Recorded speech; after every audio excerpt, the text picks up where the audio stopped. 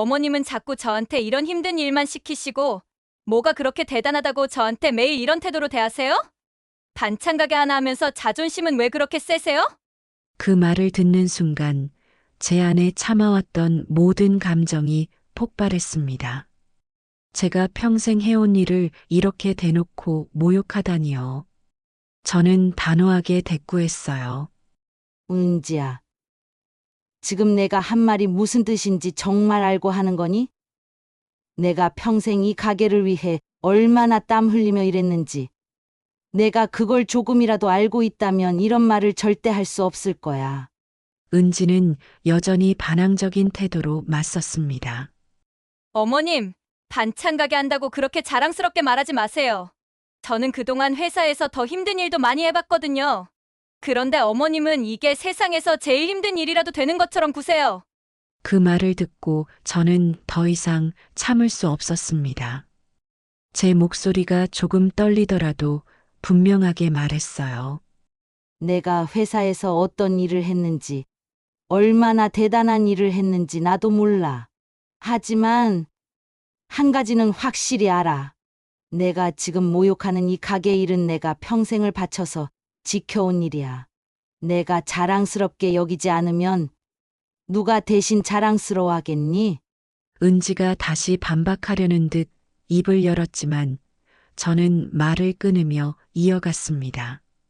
내가 지금 힘들어하는 이 일이 나한테는 내가 가족을 먹여 살리기 위해 내가 내 삶을 위해 선택한 일이야.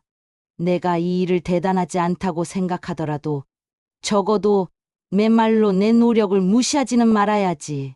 그건 예의조차 없는 거야.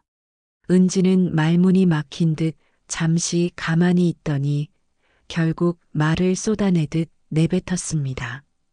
어머님, 저도 할 만큼 했다고요. 제가 뭘 잘못했다고 이렇게까지 몰아붙이세요? 어머님이 가게 지키느라 힘드셨던 건 알겠지만, 그게 저한테까지 이렇게 강요하실 일인가요? 이게 무슨 일인가요? 사연자 김경자님이 며느님과 갈등이 심하신 것 같은데요. 대체 무슨 일이 있었는지 어쩌다가 이렇게까지 갈등이 심해진 것인지 오늘의 사연 들어보겠습니다. 사연 들으시기 전에 구독을 누르시면 건강과 평안을 얻게 되실 거예요. 안녕하세요. 저는 김경자라고 합니다. 지금은 작은 반찬 가게를 운영하며 살아가고 있습니다. 오래전부터 손맛이 좋다는 이야기를 많이 들었어요. 제가 만든 음식은 가족들뿐만 아니라 친구들, 그리고 이웃들에게도 자주 칭찬을 받곤 했죠. 그 덕분인지 자연스럽게 요리하는 일이 제 인생의 중심이 되었어요. 그렇다고 제가 처음부터 이런 일을 계획했던 것은 아니에요. 사실 결혼 전에는 요리보다는 다른 일들에 더 관심이 많았어요. 젊었을 때는 직장에 다니며 사무직 일을 했고 사람들을 만나며 활발하게 활동하던 시절도 있었죠. 하지만 결혼하고 아이들을 키우다 보니 자연스럽게 가정을 돌보는 역할을 맡게 되었고 그렇게 제 손맛이 빛을 발하기 시작했어요. 주변에서 경자 씨가 해주는 반찬은 이상하게 밥이랑 딱 어울려. 라는 말을 들으면 참 기분이 좋았습니다. 사람들 입맛에 맞는 음식을 만든다는 게 보람이 크거든요. 저희 가족은 그렇게 부족하지도 그렇다고 넉넉하지도 않은 생활을 이어왔어요. 남편도 성실히 일했고 저는 집안일을 맡아 틈틈이 동네 사람들한테 부탁받은 음식을 만들어주곤 했어요. 그러다 아이들이 자라면서 저희 경제 상황도 점점 더 중요해졌어요. 학교에서 필요한 돈이나 학원비 같은 것들이 부담으로 다가오더라고요. 남편 혼자 일하는 걸 보면서 저도 뭔가 해야겠다고 마음먹었어요. 그러다 보니 제가 할 수 있는 건 요리였어요. 처음에는 집에서 김치며 나물 반찬 같은 걸 만들어 팔았어요. 동네 사람들이 좋아해줘서 점점 주문이 많아졌죠. 그러다 어느 날 남편이 반찬 가게를 해보는 게 어떻겠냐고 제안했어요. 사실 처음엔 망설였어요. 반찬 가게를 한다는 게 쉬운 일이 아니잖아요. 재료 준비부터 손님 응대까지 모든 게 저 혼자 해야 할 일처럼 느껴졌거든요. 그래도 남편과 아이들의 응원 덕분에 용기를 냈습니다. 그렇게 지금의 가게를 시작하게 되었어요.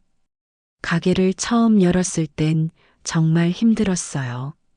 새벽부터 시장에 가서 재료를 사고 가게에서 하루 종일 반찬을 만들다 보면 하루가 금방 지나갔죠. 몸은 고되지만 반찬을 사가시는 손님들이 고맙다는 인사를 할 때면 피로가 싹 풀렸어요. 단골 손님도 생기고 가끔은 다른 동네에서 일부러 찾아오는 사람들도 있어요. 그럴 땐 제가 뭔가 잘하고 있구나 하는 생각이 들어요. 하지만 요즘은 조금 다른 고민이 생겼습니다. 요즘 세상은 뭐든 온라인으로 돌아가잖아요. 반찬 가게도 이제는 온라인 주문을 받거나 SNS로 홍보를 해야 한다는 이야기를 자주 들어요. 저도 그게 필요하다는 건 알고 있지만 솔직히 그런 기술에 대해서는 잘 몰라요. 젊은 사람들처럼 쉽게 배우고 따라하기도 어렵고요. 그래서 몇 번 망설이다가 우리 며느리에게 도움을 요청했어요. 은지가 그런 일을 전문적으로 한다고 해서요. 며느리는 처음엔 흔쾌히 도와주겠다고 했어요. 저는 그 말만으로도 얼마나 든든하던지요.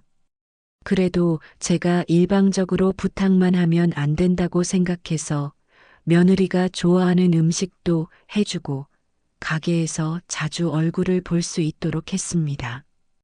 은지는 항상 말이 많고 밝은 성격이라 제가 좋아하는 음식 앞에서 행복하게 웃곤 했어요.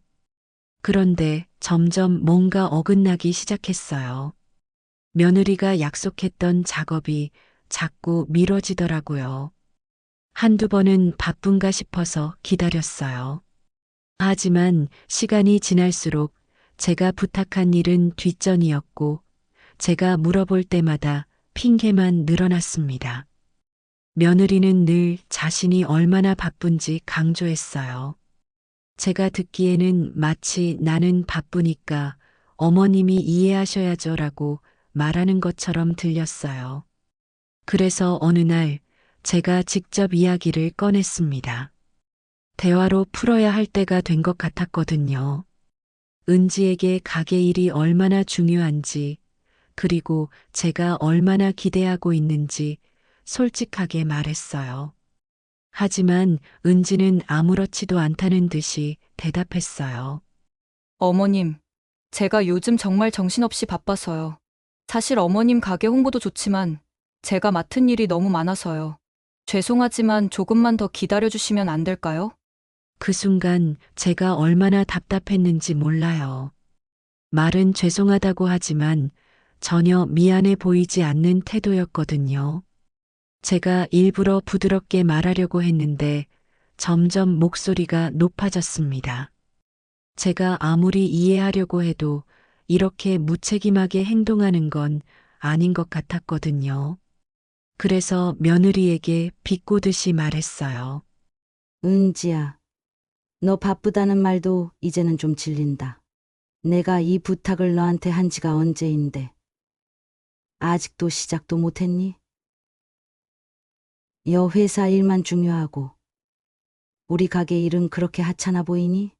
며느리는 제 말을 듣고 잠시 당황한 것 같았지만 곧 태연한 표정으로 대꾸했어요. 어머님, 그렇게 말씀하시니까 저도 좀 서운한데요. 제가 일이 바빠서 그렇지 안 한다고 한 적 없잖아요. 제가 얼마나 노력하고 있는지는 생각 안 해보세요? 제가 더 이상 말을 잇지 못했어요. 노력한다는 말을 이렇게 쉽게 하다니. 내가 매일 새벽같이 일어나 재료를 사고 반찬을 만드는 이 고된 일을 은지는 정말 모르는구나 싶었어요. 그렇지만 여기서 멈추고 싶진 않았어요. 제가 맡겨놓은 일이었고 그 일을 해결하지 않으면 가게가 더 힘들어질 게 뻔했으니까요. 그래서 한 가지 방법을 생각해냈습니다. 제가 직접 보여주기로 했어요. 제가 얼마나 힘들게 일하고 있는지, 그리고 온라인 홍보가 왜 중요한지 은지가 직접 느끼게 해주고 싶었어요. 물론 이 과정이 쉽지는 않을 거라는 걸 알았지만 지금 아니면 은지가 절대로 변하지 않을 것 같았어요. 며느리가 제 말을 듣고도 별다른 반응이 없던 그날 밤, 저는 마음이 복잡했습니다. 제가 괜히 며느리를 다그친 건 아닌가 싶기도 했지만 한편으로는 은지가 너무 무책임하게 행동하고 있는 게 분명했으니까요. 저 혼자 끙끙대며 고민만 하고 있을 수는 없었습니다. 그래서 결심했어요. 말로는 아무리 해도 해결되지 않으니 직접 행동으로 보여줘야겠다고요. 다음 날 아침 가게로 나가기 전에 은지에게 전화를 걸었어요. 부드럽게 말하면서도 단호함을 잃지 않으려고 노력했습니다. 은지야, 오늘 시간 좀 내봐라. 내가 요즘 얼마나 바쁜지 나도 안다. 하지만 내가 내 부탁을 들어주겠다고 했으면 약속은 지켜야 하지 않겠니? 얘가 너한테 너무 큰 걸 바란 건 아니잖아. 그러니까 오늘만큼은 와서 가게 일도 보고 내가 얼마나 힘들게 일하는지 한번 같이 느껴봐. 은지는 처음엔 또 바쁘다고 둘러댔어요. 그런데 제가 단호하게 나가자 결국 마지못해 약속을 잡았어요. 그러면 오늘 오후에 잠깐 들를게요, 어머님. 그런데 제가 가서 뭘 할 수 있겠어요? 제가 직접 음식을 만들 수도 없는 거잖아요. 제가 그 말을 듣고 웃음이 나왔습니다. 속으로는 은지가 반찬 가게 일이 그렇게 쉬운 줄 아나 싶어서요. 그래서 약간 비꼬듯이 말했죠. 맞다. 내가 가게 일이라고 해봐야 뭐 대단히 힘들겠니? 그냥 서빙이나 조금 도와주고 손님들하고 대화나 좀 나눠봐라. 내가 얼마나 바쁜데 그 정도는 해줄 수 있겠지. 그렇게 은지가 오후에 가게로 오게 되었습니다. 저는 이미 준비를 마친 상태였어요. 새벽에 시장에 다녀오고 오전 내내 반찬을 준비했으니 오후부터는 서빙과 손님 응대가 주된 일이었죠. 은지가 도착했을 때 저는 가게 안을 정리하며 은지를 맞았습니다. 깔끔한 옷차림으로 들어온 은지를 보니 반찬 가게 일이 얼마나 힘든지 아직 전혀 모르는 모습이었어요. 어머님, 제가 뭐부터 하면 되죠? 은지가 가게 안을 둘러보며 물었습니다. 저는 미소를 지으며 작은 트레이를 건넸어요. 이거 들어. 손님들한테 반찬 맛보라고 내놓는 거야. 그러면서 손님들이 무슨 반찬이 있는지 물어보면 친절히 설명해드리고. 은지는 고개를 끄덕이며 트레이를 들고 나갔습니다. 처음엔 그럭저럭 잘하는 것 같았어요. 밝은 목소리로 손님들에게 말을 걸고 반찬을 소개하는 모습이 나름 보기 좋더라고요. 하지만 손님이 몰리기 시작하자 은지의 얼굴이 조금씩 굳어지기 시작했습니다. 손님들은 저마다 다른 요구를 했고 빠르게 움직이며 대처해야 했거든요. 어머님, 이 반찬은 뭐로 만든 거예요? 은지가 갑자기 저를 부르더니 물었습니다. 제가 가만히 은지를 바라보며 말했어요. 설명했잖아. 너무 쉽다면서. 이제 와서 모른다고 하면 어떻게 하니? 저도 이럴 땐 웃으면서 대답해 주는 게 아니라 상황을 직접 마주하게 해줘야 한다고 생각했어요. 손님에게도 양해를 구하며 은지가 스스로 대답하게 놔뒀습니다. 그러다 은지가 손님들 앞에서 조금 실수라도 하면 그 반응이 금세 얼굴에 드러났어요. 손님이 잘못된 정보를 듣고 항의라도 하면 은지는 당황한 나머지 말을 더듬기 일쑤였어요. 제가 그 모습을 보면서 속으로 생각했죠. 이제야 반찬 가게 일이 얼마나 복잡하고 예민한지 조금은 느꼈겠지. 그날 저녁 은지는 서빙을 마치고 주방 뒤편에서 깊은 한숨을 내쉬며 앉아 있었습니다. 어머님, 이거 생각보다 엄청 힘드네요. 제가 보기엔 그냥 간단히 음식을 만들어 파는 일인 줄 알았는데, 이렇게 손님 상대도 하고 신경 쓸 게 많은 줄 몰랐어요. 제가 은지를 가만히 보며 대꾸했어요. 그래. 내가 직접 해보니 이제 알겠니? 가게 일이라는 게 그냥 반찬 몇 개 만들어 놓고 파는 게 아니야. 재료 준비에서부터 손님 응대까지 하나도 쉬운 게 없어. 그런데 내가 그걸 아무렇지 않게 생각했잖아. 그래서 내가 직접 와보라고 한 거야. 은지는 고개를 끄덕이며 더 이상 할 말을 찾지 못하는 것 같았어요. 그래도 제가 하고 싶은 말은 다 한 건 아니었어요. 그래서 다시 한마디 덧붙였죠. 은지야. 너는 내가 부탁한 홍보 일도 대충 넘기고 이 일도 아무것도 아닌 것처럼 생각했겠지만 이 가게가 우리 가족에게 얼마나 중요한지 생각해 본 적 있니? 얘가 매일 이렇게 일하는 건 우리 가정을 지키기 위해서야. 그런데 내가 그걸 대충 하고 넘어가면 내가 어떻게 기분이 좋겠니? 은지는 아무 말도 하지 못하고 눈을 내리깔았습니다. 제가 느끼기에 은지가 반성하고 있는 것 같긴 했지만 진심으로 깨닫고 있는지는 조금 더 지켜봐야 할 일이었어요. 그날 일을 마치고 집에 돌아와서도 저는 머릿속이 복잡했습니다. 과연 은지가 이번 일을 계기로 달라질 수 있을까? 제가 기대를 품고 있어도 되는 걸까? 하지만 하나 확실한 건 제가 끝까지 은지에게 보여줘야 한다는 거였어요. 반찬 가게 일이 왜 중요한지, 그리고 가족 안에서 서로가 어떤 역할을 해야 하는지 말이에요. 다음 날 새벽 저는 평소처럼 시장에 다녀왔습니다. 가게를 열 준비를 하며 전날 일을 떠올렸어요. 은지가 얼마나 힘들어 했는지, 그리고 그 힘듦 속에서 뭔가를 깨달았는지 계속 생각하게 되더라고요. 오늘은 어제보다 조금 더 바쁜 날이 될 거라 예상됐습니다. 평일이라도 점심시간은 손님이 몰리는 시간대니까요. 저는 속으로 이렇게 생각했어요. 오늘도 은지를 부르면 어제처럼 당황하겠지만 하루 정도 더 가게 일을 겪어보면 조금은 달라지지 않을까? 은지에게 다시 연락을 했습니다. 목소리가 여전히 피곤해 보이긴 했지만 이번엔 별말 없이 약속 시간을 잡더군요. 어머님, 제가 오늘도 가게로 가면 되죠? 아마 조금 늦게 도착할 것 같긴 한데요.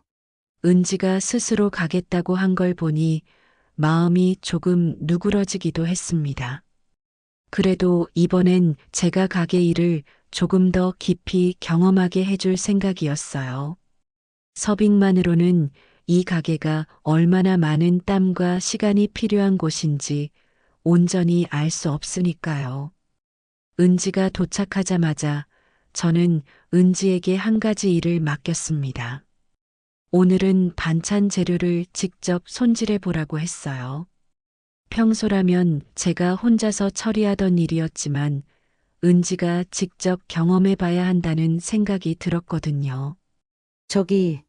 저 재료들 좀 손질해봐라. 물을 썰고 나물은 이파리 하나씩 골라내야 돼. 저도 바로 옆에서 다른 반찬 준비를 하면서 은지가 어떻게 하는지 지켜봤습니다. 은지는 처음에는 웃으면서 대답하더니 점점 표정이 굳어지는 게 보였어요. 물을 썰다가 두껍게 썬 걸 보고 제가 다시 얘기했죠. 그거 그렇게 썰면 손님들이 먹기 힘들어. 손님들이 좋아하는 크기가 따로 있어. 다시 해봐라. 은지는 고개를 끄덕이며 다시 썰기 시작했지만 금방 손이 느려지고 한숨을 쉬더군요. 어머님, 이거 너무 힘드네요.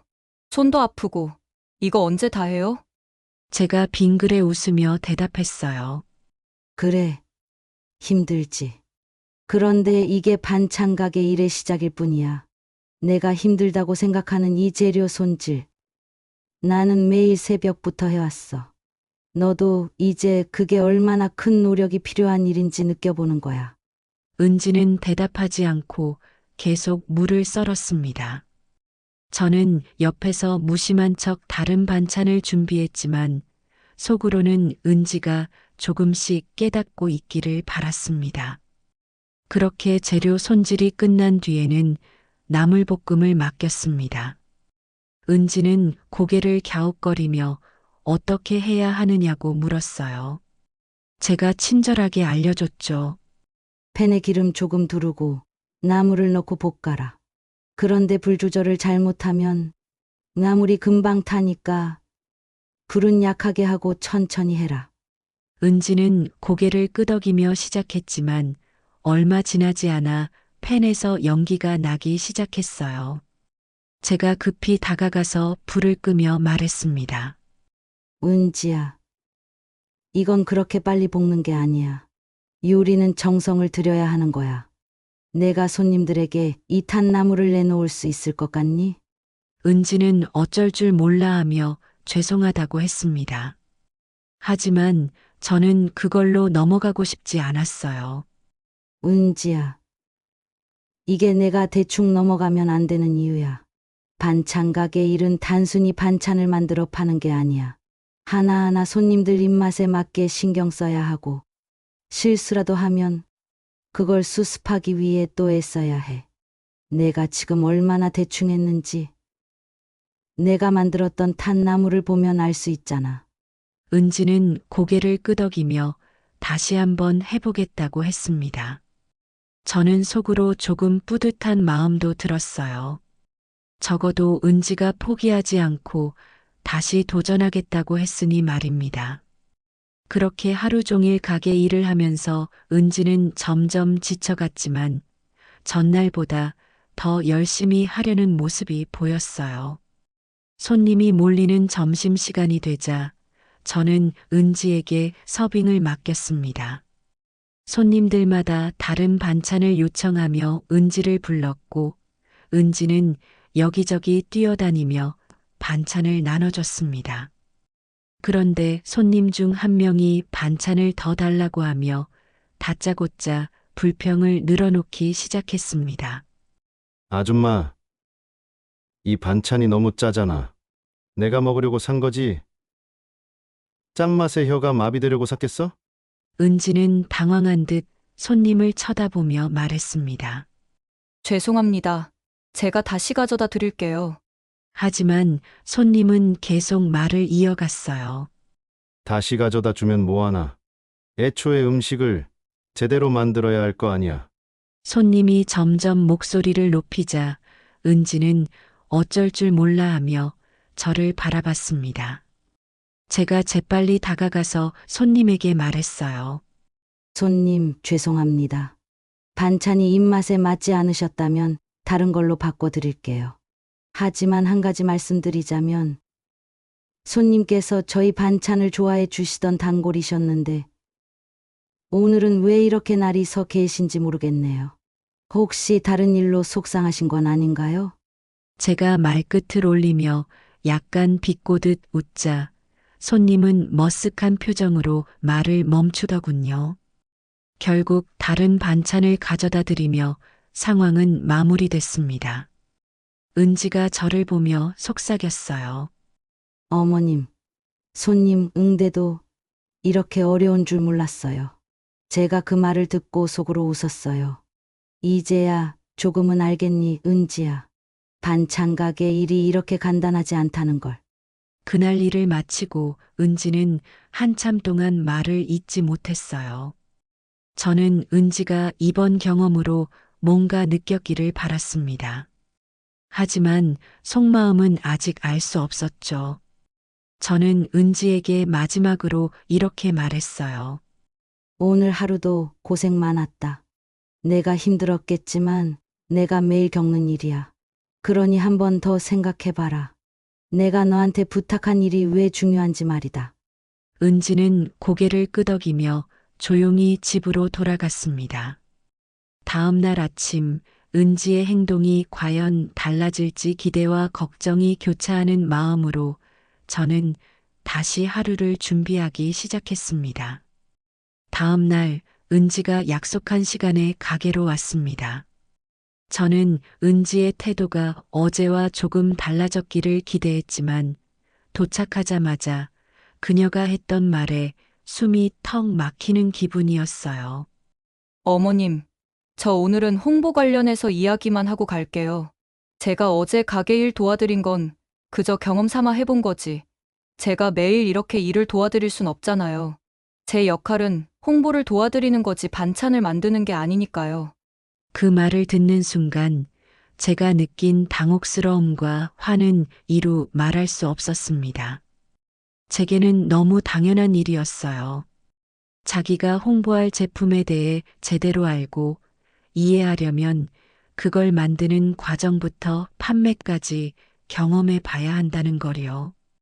그런데 은지는 그런 기본적인 사실도 무시한 채 자기 일만 중요하다고 말하고 있었죠.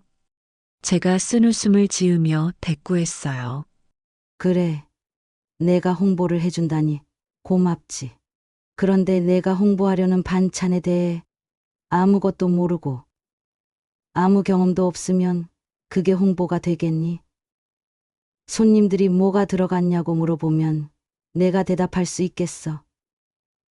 아니면 그냥 포장만 그럴듯하게 하면 끝나는 거라고 생각하니? 은지는 조금 당황한 표정으로 말했어요. 어머님, 제가 전문가잖아요. 그 정도는 제가 알아서 다 할 수 있어요. 꼭 직접 일을 해봐야만 홍보를 잘할 수 있는 건 아니라고요. 제가 이 일을 처음 해보는 것도 아니고 저한테 맡기시면 알아서 할 테니까 어머님은 그냥 믿고 기다려주세요. 저는 더 이상 참을 수 없었습니다. 은지가 이렇게까지 가벼운 태도를 보이는데 제 마음속에 쌓였던 답답함이 폭발할 수밖에 없었어요. 은지야. 너 전문가라는 말을 참 쉽게도 한다. 내가 정말 전문가라면 내가 홍보하려는 제품을 제대로 이해하는 게 첫걸음이라는 것도 알겠지? 얘가 어제 하루만 가게 일을 도와보고도 지쳤잖아. 그러면서 이 반찬이 어떤 과정으로 만들어지는지, 이 가게가 어떻게 운영되는지, 얘가 뭘 안다고 그렇게 자신만만하게 말하는 거야? 은지는 한 걸음 물러서며 표정을 굳혔습니다.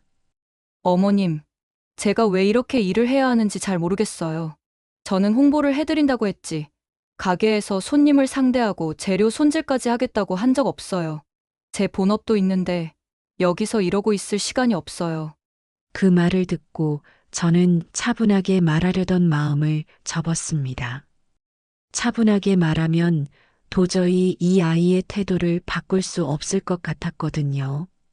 내가 홍보를 해준다고 말만 해놓고 정작 반찬에 대해 아무것도 모르고 가게 상황도 모른 채로 일을 한다고? 얘가 홍보하는 반찬이 뭐로 만들어지는지도 모르면 얘가 홍보를 하는 게 아니라 손님을 속이는 거지. 손님이 물어보면 뭐라고 대답할 건데? 몰라요. 그냥 한번 사보세요라고 할 거니? 은지는 입술을 꽉 다물고 저를 쳐다봤습니다. 제가 이어서 말했어요.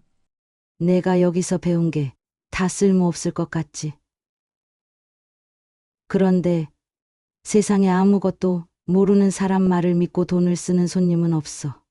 내가 지금 배워둔 것들은 나중에 내 일에도, 내 홍보에도, 심지어 내 아이들에게도 다 도움이 되는 거야. 그런데 그걸 무시하고 그냥 대충 넘어가려고 한다면 얘가 말하는 전문가라는 게 참 우습지 않니? 은지는 얼굴이 빨개지며 대꾸했어요. 어머님, 저도 나름 열심히 하고 있는 거예요. 그런데 이렇게까지 몰아세우시면 저도 좀 힘들어요. 제가 홍보를 도와드리겠다고 했는데 그걸로도 부족하다는 말씀인가요? 제가 한숨을 쉬며 대답했어요. 부족하다는 게 아니야, 은지야. 내가 제대로 하려면, 내가 하는 일에 책임을 지려면 이 과정들을 하나하나 이해해야 한다는 거야.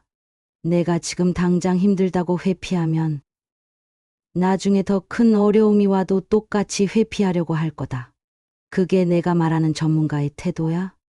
은지는 말을 잇지 못하고 고개를 떨궜습니다.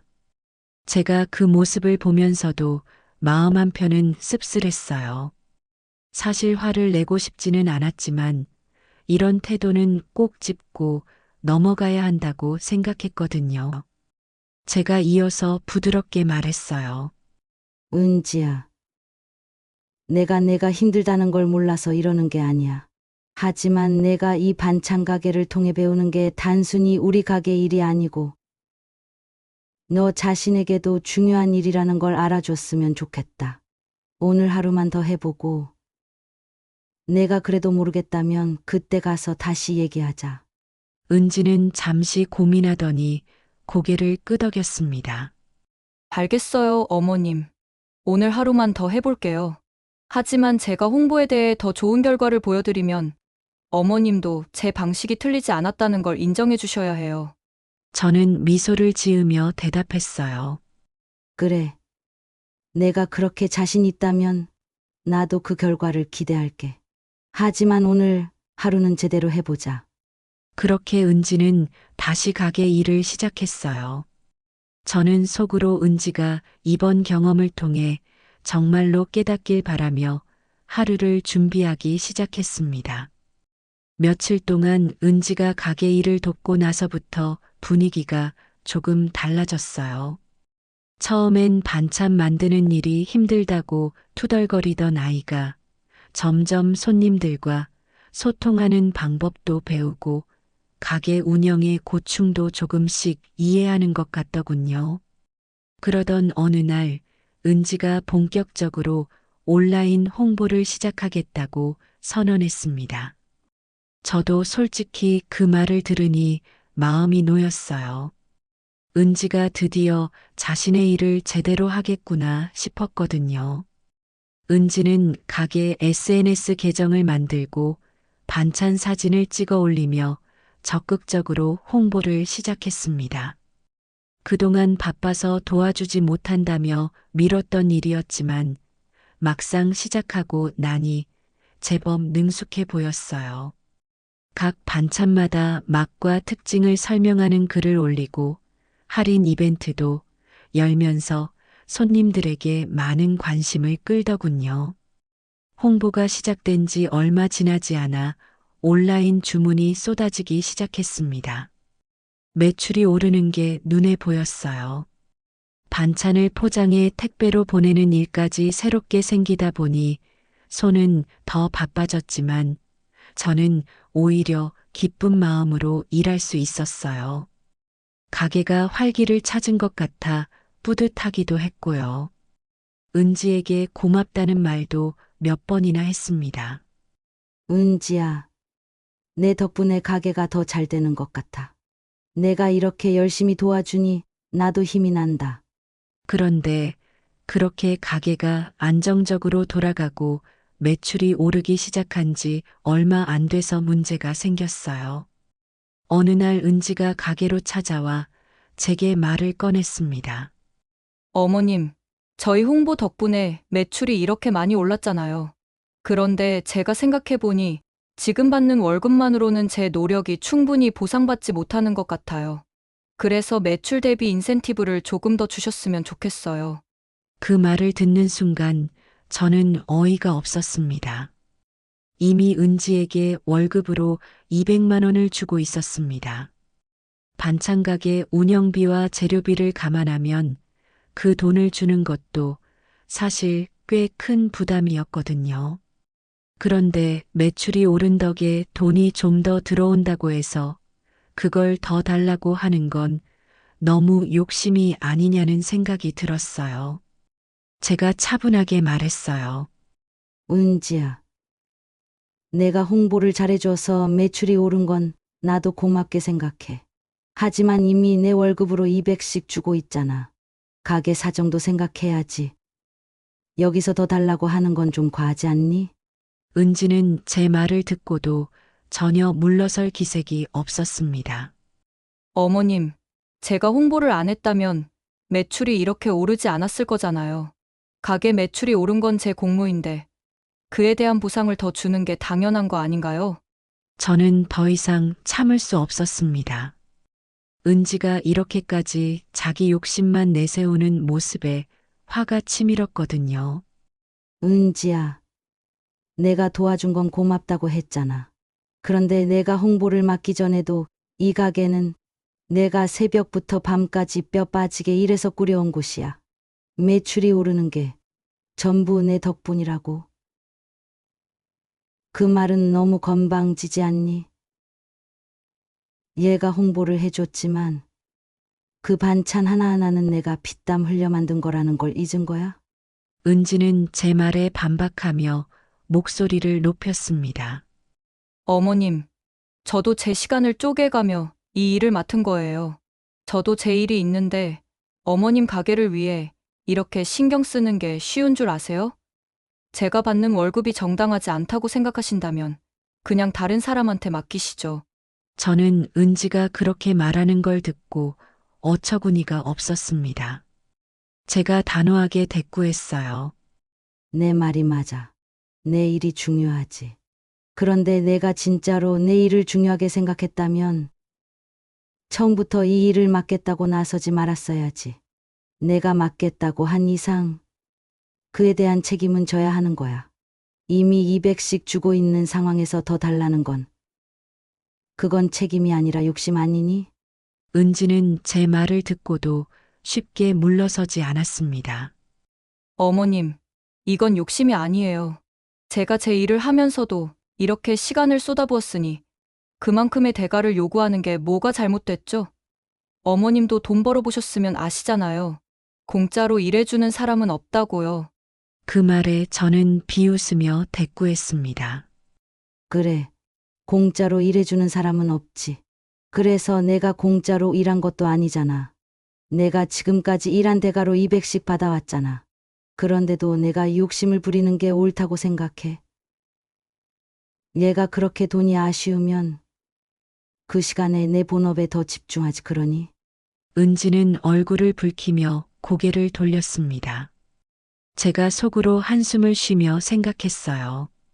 이 아이가 진심으로 자기가 잘못하고 있다는 걸 깨달을 때까지 이 싸움은 끝나지 않겠구나. 저는 은지에게 마지막으로 이렇게 말했습니다. 내가 지금 화가 났겠지만 잘 생각해봐라. 내가 요구하는 게 정말 정당한지 아니면 내 욕심에서 나온 건지. 나는 내가 도와준 게 고맙긴 하지만 그런 태도로 나오는 사람한테 더는 줄 수 없어. 내가 진짜로 필요하다고 느끼면 그때 가서 다시 이야기하자. 은지는 아무 말 없이 가게를 나갔습니다. 저는 속으로 씁쓸함과 답답함이 뒤섞인 기분으로 가게를 정리하며 앞으로 어떻게 이 상황을 풀어나가야 할지 깊이 고민하기 시작했습니다. 그 일이 있고 며칠이 지났습니다. 은지가 그날 싸우고 나간 뒤로 가게 일은 다시 제가 혼자서 전부 책임지고 있었습니다. 솔직히 저는 은지가 조금 시간이 지나면 다시 연락이 올 거라고 생각했어요. 성격이 워낙 급하고 감정적이긴 해도 그래도 가족인데 상황이 조금 진정되면 다시 대화를 시도하지 않을까 싶었거든요. 하지만 은지에게서는 아무 연락도 없었고 가게로도 나타나지 않았습니다. 그러던 어느 날부터 이상한 일이 발생하기 시작했습니다. 비싼 재료로 만든 반찬들이 유독 빠르게 재고가 맞지 않았습니다. 갈비찜이나 전복 장아찌 같은 고급 반찬이 손님 수에 비해 너무 많이 사라지는 거예요. 처음에는 제가 계산을 잘못한 줄 알았어요. 손님이 많아지다 보니 정신없이 바빴고 포장 주문도 늘어났으니 실수했나 싶었죠. 하지만 며칠 뒤 상황이 너무 명확해졌습니다. 제가 분명히 그날 만든 갈비찜 양을 기억하고 있었는데 손님이 다녀간 뒤 재고를 세어보니 몇 개가 사라져 있더라고요. 이건 단순히 바쁘다고 넘길 일이 아니었어요. 그래서 가게에 설치된 CCTV를 확인하기로 마음먹었습니다. 영상을 돌려보다가 저는 믿을 수 없는 장면을 목격했습니다.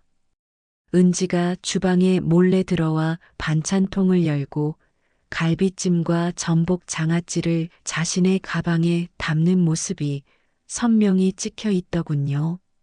심장이 철렁 내려앉았습니다. 설마 했지만 눈앞에 펼쳐진 장면은 제 믿음을 산산조각냈습니다. 그날 저녁 은지를 집으로 불렀습니다. 저는 애써 침착하게 말했어요. 은지야, 오늘 저녁에 잠깐 가게로 와라. 중요한 이야기가 있다. 가게로 온 은지를 앉히고 저는 단도직입적으로 말을 꺼냈습니다.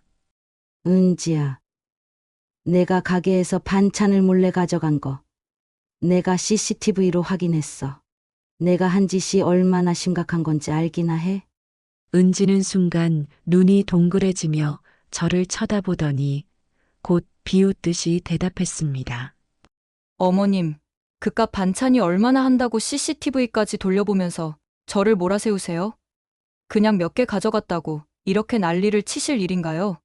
그 말을 듣는 순간 제 안에서 분노가 폭발했습니다. 제가 목소리를 높이며 말했어요. 그깟 반찬. 내가 지금 그깟 반찬이라고 말하는 건 내가 얼마나 책임감 없이 행동했는지를 증명하는 거야. 내가 가져간 반찬은 손님들한테 팔아야 하는 물건이고 그걸 내가 몰래 가져간 건 엄연히 절도야. 내가 이걸 얼마나 가볍게 생각하고 있는지 모르겠지만 이건 정말 심각한 문제야. 은지는 뻔뻔하게 대답했습니다. 절도요? 어머님, 제가 인센티브도 못 받았는데 반찬이라도 가져가서 먹은 게 뭐 그렇게 큰 잘못인가요? 제가 얼마나 어머님 가게를 위해 일했는데 반찬 몇 개 가져간 거 가지고 이렇게 몰아세우시는 건 좀 너무하신 거 아닌가요? 제가 한숨을 쉬며 차갑게 대꾸했습니다. 내가 가게를 위해 일해준 건 고맙다고 여러 번 말했어. 하지만 그건 내가 월급을 받고 한 일이잖아. 내가 아무리 힘들었어도 몰래 반찬을 가져가는 건 도둑질이야. 가족이고 뭐고 이런 행동은 용납할 수 없어. 내가 이렇게 나오면 내가 정말 경찰에 신고라도 해야 정신을 차릴 거니? 은지는 그 말을 듣고 벌떡 일어나더니 화난 목소리로 말했습니다. 어머님, 더 이상 이렇게는 못하겠어요. 저도 제 자존심이 있는데 절도니 뭐니 하면서 이렇게까지 저를 몰아붙이시다니요. 저 홍보도 이제 그만둘 거예요. 어머님 가게 일이니 어머님 혼자 알아서 하세요. 그리고는 문을 세게 닫고 나가버렸습니다. 저는 자리에 앉아 아무 말도 못하고 한참을 멍하니 있었습니다. 화도 나고 속상하기도 하고 또 한편으로는 허탈감마저 밀려왔습니다. 은지가 이렇게까지 뻔뻔하게 나올 줄은 정말 상상도 못했거든요. 가게를 정리하면서도 저는 마음이 복잡했습니다. 가족이라는 이유로 계속 참아야 할까? 아니면 이 일을 단호히 끊어내야 할까? 하지만 한 가지는 분명했어요. 이렇게 나가는 은지를 붙잡을 생각은 없었습니다. 가족이란 이름으로 묶여 있다 하더라도 잘못을 용서받을 수 있는 면죄부가 되지는 않는다는 걸 저는 잘 알고 있으니까요. 은지가 나간 뒤로 가게는 조용했지만 저는 속으로 계속 이 상황을 어떻게 해결해야 할지 고민했습니다. 아무리 화가 나도 이대로 끝내는 게 맞는지 아니면 다시 한번 은지와 대화를 시도해야 할지 생각이 엉켜버렸습니다.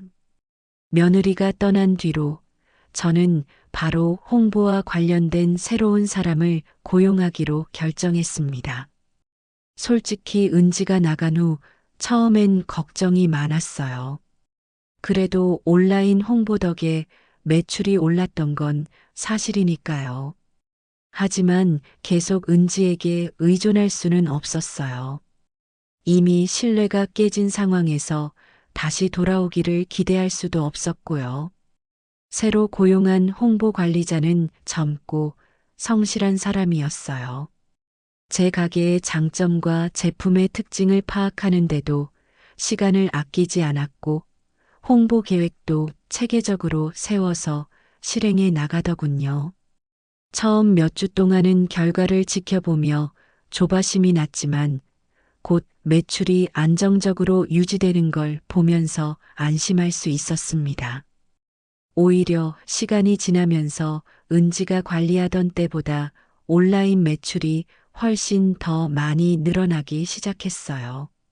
새로운 관리자가 광고 캠페인을 더 효율적으로 운영했고 고객들과 소통하는 방식도 훨씬 세련되고 친절했거든요. 주문량이 늘어나면서 가게가 더 바빠졌지만 저는 오히려 행복했어요.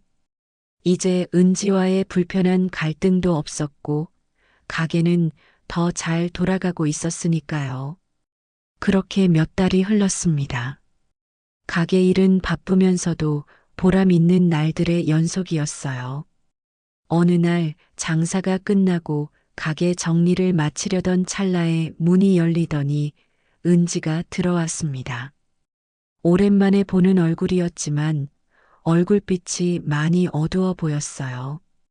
은지는 가게 한쪽에 서서 한참을 머뭇거리더니 어렵게 입을 열었습니다. 어머님, 제가 드릴 말씀이 있어서 왔어요. 사실, 제가 요즘 너무 힘든 상황이라서요. 저는 은지의 말을 가만히 들으면서도 속으로 무슨 이야기를 하려는지 짐작이 갔습니다. 은지는 울먹이는 목소리로 말을 이어갔어요. 제가 지금 회사에서도 잘리고 다른 데 알아봐도 취업이 안 돼요. 진짜 어떻게 해야 할지 모르겠어서. 어머님, 제가 다시 가게에서 일하면 안 될까요? 홍보든 뭐든 어머님께서 필요하신 일 뭐든 제가 다 하겠습니다. 은지의 말을 듣는 순간 속으로 여러 가지 감정이 교차했습니다.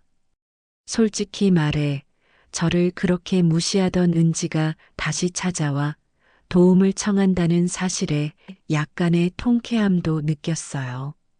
하지만 한편으로는 며느리가 이렇게까지 힘들어하는 모습을 보니 안쓰럽기도 했습니다. 저는 한숨을 쉬며 은지를 바라봤습니다. 은지야, 내가 이렇게 다시 찾아온 건 잘한 일이야. 하지만 내가 돌아와서 홍보 일을 다시 맡겠다고 하는 건 불가능해. 이미 다른 사람을 고용했고 그 사람 덕분에 가게 매출도 더 늘었어. 내가 했던 일보다 훨씬 잘하고 있으니 그 자리를 너한테 내줄 이유는 없단다. 은지는 그 말을 듣고 당황한 듯 표정을 굳혔습니다. 하지만 제가 말을 멈추지 않았습니다. 대신 내 옆에서 도와주는 일을 할 수는 있어. 가게에서 재료를 손질하거나 손님들을 응대하거나 반찬을 포장하는 일이야. 내가 정말로 일할 마음이 있다면 그런 일부터 다시 시작해보는 게 어떻겠니? 은지는 잠시 말을 잇지 못하고 고민하는 듯 보였습니다. 제가 며느리의 눈을 똑바로 쳐다보며 덧붙였어요. 은지야, 내가 너를 밀어내고 싶어서 하는 말은 아니야. 하지만 내가 돌아오려면 책임감 있는 태도가 필요해. 내가 정말 이 가게에서 다시 일하고 싶다면 과거의 일은 모두 뒤로 하고 처음부터 다시 시작하겠다는 마음으로 와야 해. 은지는 한참을 망설이다가 고개를 끄덕였습니다. 알겠습니다, 어머님. 제가 진짜 너무 절박한 상황이라서요. 어머님이 말씀하신 대로 옆에서 도와드리는 일이라도 하겠습니다.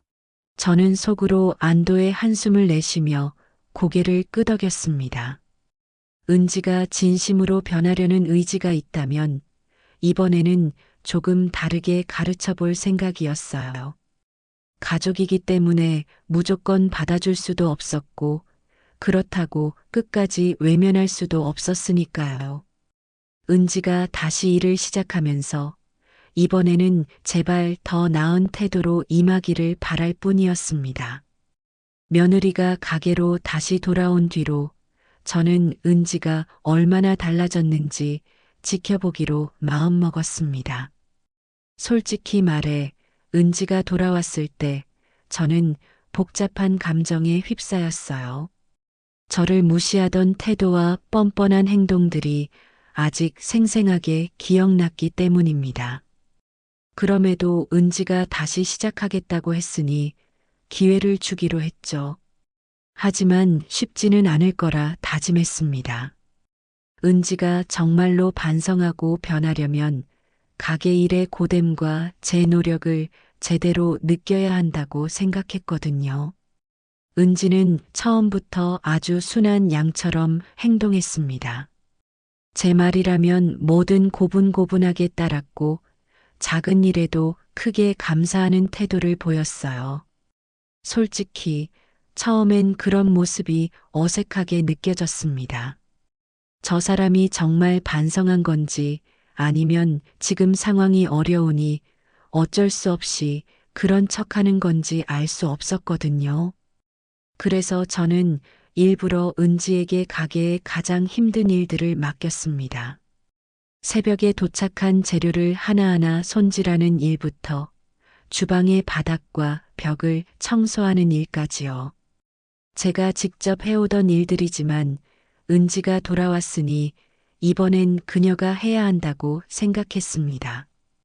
은지야, 이 무더운 날씨에 냉장고 안이 얼마나 더러운지 모르겠다. 내가 항상 깨끗이 닦아뒀지만 가끔씩 꺼내서 구석구석 청소해야 해. 오늘은 내가 해보겠니? 은지는 얼굴에 당황한 기색을 띠면서도 고개를 끄덕였습니다. 알겠습니다, 어머님. 제가 바로 할게요. 저는 일부러 아무 도움도 주지 않고 옆에서 지켜보기만 했습니다. 냉장고 청소는 쉽지 않았을 거예요. 손이 시릴 정도로 차가운 냉기를 견디며 구석구석 닦는 일이었으니까요. 그래도 은지는 묵묵히 일을 끝냈습니다. 이 정도면 나름 노력하고 있구나 싶었지만 제 마음 한구석에 쌓여있던 감정들이 쉽게 풀리지는 않았어요. 다음 날은 주방 뒤쪽에 쌓여있던 무거운 재료 상자를 정리하라고 했습니다. 은지는 상자를 옮기느라 진땀을 빼면서도 한마디 불평하지 않았습니다. 제가 일부러 말을 걸었습니다. 은지야, 이런 일은 생각보다 고되다. 내가 홍보 일만 하던 때는 몰랐겠지만 가게라는 게 이렇게 하나부터 열까지 손이 많이 가는 곳이야. 내가 이런 걸 직접 해보니까 이제 좀 이해가 가니? 은지는 힘들게 상자를 옮기며 대답했습니다. 네, 어머님. 정말 힘들긴 한데 제가 더 열심히 해야죠. 저 때문에 어머님이 고생하셨던 걸 이제야 알 것 같아요. 그 말을 듣고 저는 속으로 비웃고 싶었지만 꾹 참았습니다. 이제 와서야 알겠다니 정말 웃기지 않나요? 그동안 제가 어떤 마음으로 이 가게를 꾸려왔는지 진작 알았어야 하는데 말이죠. 하루 종일 은지는 주방에서 허드렛 일을 도맡아 했습니다. 반찬통을 씻고 남은 재료를 보관하고 손님이 다녀간 뒤 테이블을 닦는 일까지요. 손님이 몰리는 점심시간에는 서빙까지 맡았고 손님들의 다양한 요구를 감당하느라 얼굴이 창백해질 정도였습니다. 하루 일과가 끝난 후 저는 은지를 불렀습니다. 은지야, 오늘 하루도 수고 많았다. 너도 알겠지만 가게 일이라는 게 정말 쉽지 않지. 은지는 고개를 끄덕이며 지친 얼굴로 대답했습니다. 네, 어머님. 제가 홍보만 할 때는 몰랐는데 이렇게 많은 일이 있는 줄은 몰랐어요. 정말 고생이 많으셨겠어요. 제가 그녀의 말을 듣고 씁쓸하게 웃으며 말했습니다. 그래, 이제라도 알았으니 다행이다. 그런데 내가 오늘 하루 정말 열심히 했으니 내가 특별히 이걸 챙겨줄게. 그러면서 저는 갈비찜 한 통을 은지에게 건넸습니다. 은지는 순간 당황한 듯 보였지만 곧 조심스럽게 손을 내밀어 그것을 받아들었습니다. 제가 일부러 의미심장한 미소를 지으며 말을 이어갔습니다. 이거 기억나니? 내가 가게에서 몰래 가져갔던 갈비찜 말이야. 그땐 몰래 가져가더니 이제는 내가 직접 챙겨주니까 맛있게 먹어야겠지. 은지는 얼굴이 빨개지며 아무 말도 하지 못했습니다. 저는 그녀의 그런 모습을 보고 속으로 살짝 통쾌한 마음도 들었지만 한편으로는 이제 은지가 정말로 이 일을 진지하게 받아들이기를 바랐습니다. 오늘 일을 통해 은지가 조금 더 배웠기를 바라며 저는 가게 문을 닫고 다음 날을 준비하기 시작했습니다. 이제 진짜로 제 곁에서 일을 배우며 함께 해줄 수 있는 며느리가 되기를 바라면서요. 오늘의 사연 들으시고 어떤 생각이 드셨나요? 사연자분께 해주고 싶으신 말씀 있으시면 댓글 부탁드리고 구독을 누르시면 여러분께 내일 좋은 소식이 찾아올 거예요. 그럼 다음 사연에서 만나 뵙겠습니다. 감사합니다.